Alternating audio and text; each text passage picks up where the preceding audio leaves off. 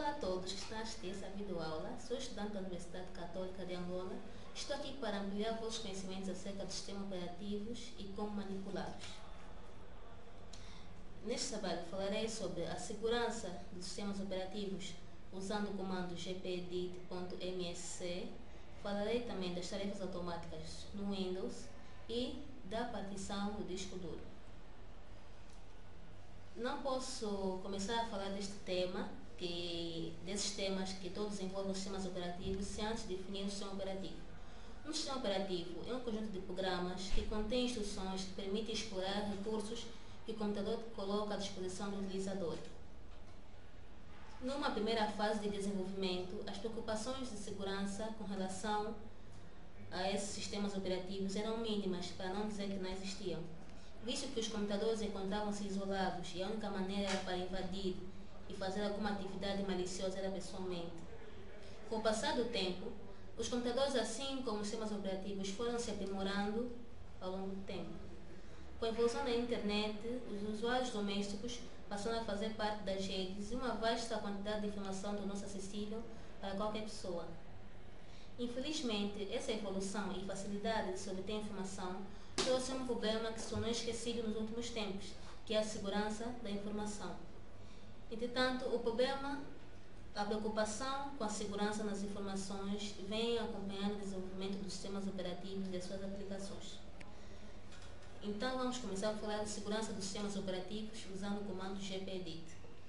Computadores com mais de um usuário quase sempre necessitam de restrições que impeçam a alteração das configurações ou do acesso a determinados recursos do sistema operativo. Uma ferramenta bastante precisa para isso é o comando gpedit.msc, disponíveis nas versões mais recentes do Windows, de preferência o Windows 7 Ultimate. A pergunta é: em que situações usar o gpedit.msc? O gpedit é um recurso disponível a usuários com privilégio de administrador e serve para bloquear ou alterar uma série de recursos no Windows. A sua utilização é indicada em computadores com mais de um usuário, onde é necessário efetuar certas restrições para garantir o funcionamento dos recursos essenciais da máquina. No entanto, é importante frisar que todos os usuários, inclusive o administrador, serão atingidos pelas restrições, mas só o administrador tem o poder de desativá-las. Há situações em que, ao formatarmos o PC, é necessário fazer uma partição para guardar os dados. Outra situação também é quando muitos usuários podem necessitar bloquear ou alterar um ou outro recurso do seu computador pessoal. O gpedit é uma opção excelente para esse caso. Como usar o comando gpedit? Bem, a maneira mais fácil de acessar o gpedit é ir ao botão iniciar, depois ir à linha de comando e digitar o comando gpedit.msc.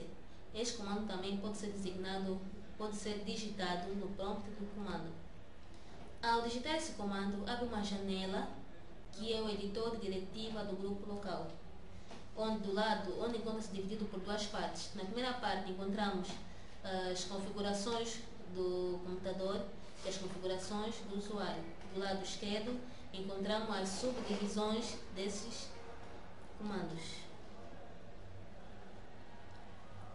A configuração do usuário tem 3 subitens expansíveis que aparecem, que são configurações de software, configurações do Windows, modelos administrativos, configuração do usuário e modelos administrativos, que ao clicar no sinal da seta, uma sequência de subitens aparece, sendo os mais comuns o menu iniciar e a barra de tarefas, área de trabalho, painel de controle, pastas compartilhadas, rede, sistema e componentes do Windows.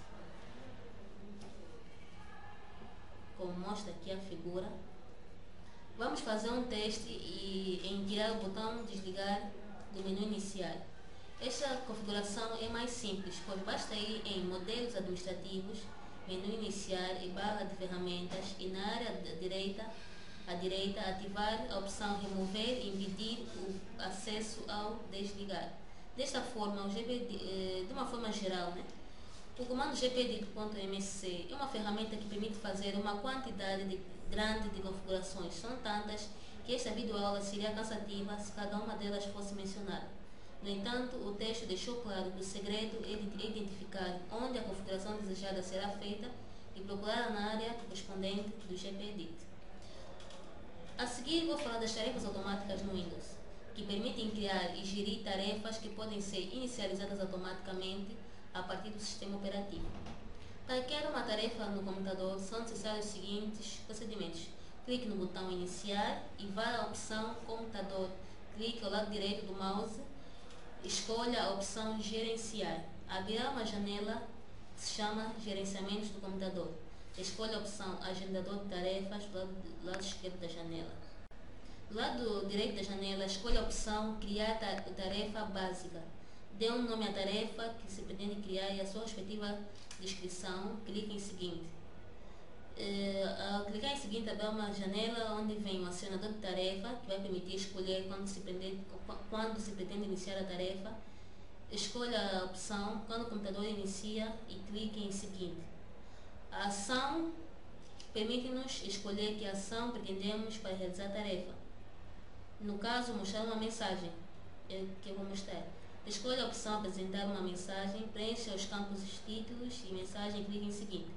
O botão Concluir permite-nos criar e adicionar uma nova tarefa, agenda, do Windows. Clique em Concluir e depois em Atualizar. Verifique se a tarefa foi realmente criada através da opção Tarefas Ativas. Depois disso, reinicia o computador e aparecerá a mensagem que escolheu. Como mostra aqui as imagens, tudo quanto eu falei. Agora eu vou falar da partição do disco duro. Para quem não conhece, o termo partições de disco não é nada mais do que dividir o HD ou o disco duro em duas ou mais partes. Ao abrir a opção Computador em seu PC e acessar ao disco local, geralmente nós encontramos o local C. Na verdade, isso quer dizer que estamos a utilizar uma partição de disco que nesse caso é única, como mostra na figura. Cada divisão criada é designada por uma letra do alfabeto, seguida de 2 pontos. Como, por exemplo, podia ser C, D, E, G, com 2 pontos à frente, e assim por diante. Agora, para que serve a partição, ou seja, qual é a importância da partição? Algumas vezes é preciso formatar o computador e sempre surge a questão onde colocar os arquivos para não perdê-los. O uso de partições no disco pode solucionar problemas como este de uma forma simples. Suponha que o seu HD possui 2 partições. Em uma delas, você pode instalar o sistema operativo e a outra guardar os seus arquivos. Se surgir algum problema que exija a formatação, basta realizá-la na parte que possui o sistema operativo, deixando seus arquivos intactos. Mas surge mais uma pergunta quando está a fazer a partição. Qual sistema de arquivos utilizar? O Windows, por exemplo, trabalha com o FAT16, FAT32 e o NTFS, enquanto que o Linux utiliza o ext2, ext3 e muitos outros. Para fazer uma partição, devemos seguir os seguintes passos. No menu Iniciar, clique no botão direito do mouse em Computador e na sequência em Gerenciar, como mostra a figura.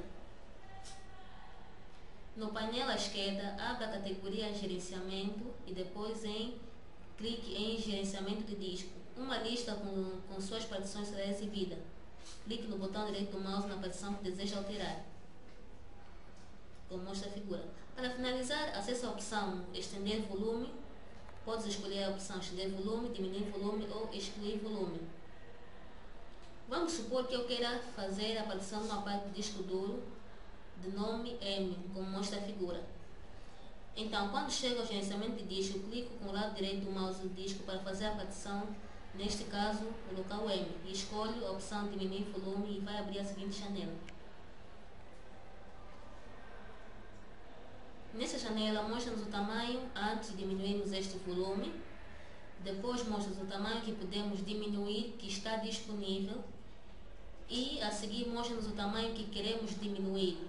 E por último, o resto que ficará no local M, depois de fazermos a partição. Para lembrar que as capacidades aqui na partição é mostrada em megabytes. Neste exemplo, vou querer diminuir o local M para 9000 megabytes e mais abaixo automaticamente nota-se na figura que o resto no local M, neste caso, será de 42.100 megabytes. Em seguida, clicamos no botão diminuir. Depois disto, mostramos esta janela, mas repare que este volume ainda não encontra-se alocado. Para tal, devemos clicar no lado direito do mouse e escolher a opção Novo Volume Simples, onde vamos escolher o volume de partição entre o volume máximo e o volume mínimo escolhido. Neste exemplo, como eu quis repartir para 9.000, o valor que está entre 9.000 e o valor mínimo é 7.000 megabytes. E em seguida vamos escolher a letra da unidade que vai diferenciar entre os demais locais. Por exemplo, escolhi a letra Y, como mostra a figura. Bem, é isso, pessoal. Espero que tenham gostado desta videoaula. Procurei explicar da maneira mais simples possível. Até a próxima.